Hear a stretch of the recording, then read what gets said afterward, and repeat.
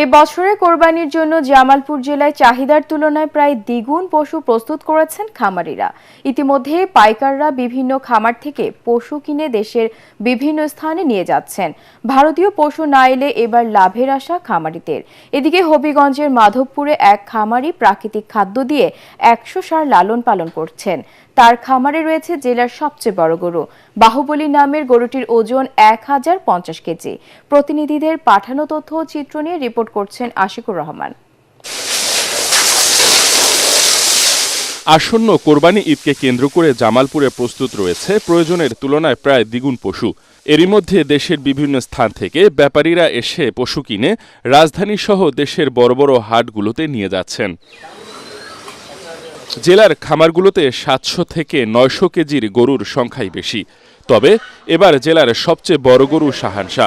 শহরের রশিদপুরে lovely agro ফার্মে 1000 কেজির এই ষাঁড়টির দাম 6.5 লাখ টাকা হাঁকছেন মালিক মোশাররফ হোসেন।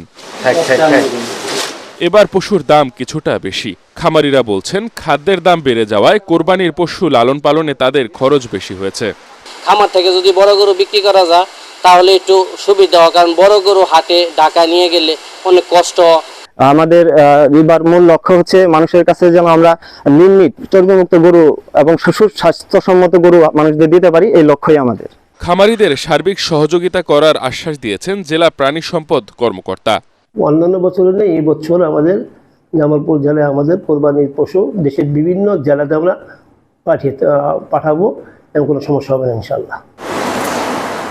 এদিকে হবিগঞ্জের পিওর অ্যান্ড অর্গানিক ডেইরি ফার্মে 100টি ষাঁড় প্রস্তুত করা হয়েছে, যার মধ্যে সবচেয়ে বড় এবং আকর্ষণীয় ষাঁড় বাহুবলী।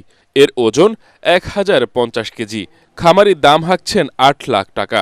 আমরা তো সেভেরা খাবার দিই, দানাদার, এরপরে দিচ্ছি আমরা সাইলেন দিই 12টায়, আবার আমরা দানাদার দিই 4টার সময়, আবার রাত্রে আমরা প্রাকৃতিক ঘাস দিই। 2 বছর যাবত এগুলো আমরা করেছি। একটা গরু হলো সুলতান, একটা হলো রাজকুমার, একটা তুফান।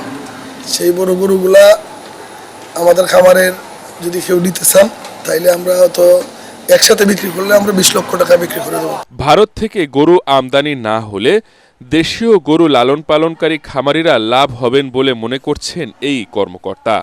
ইন্ডিয়া থেকে গরু আসার কোনো তথ্য আমাদের কাছে নেই। তারপরেও যদিও এই সময়টা একটু চোরাকার চক্র সক্রিয় থাকে, যাতে না হয় তার জন্য আমরা পুলিশ প্রশাসন বিজিবির সাথে সার্বক্ষণিক যোগাযোগ রাখতেছি।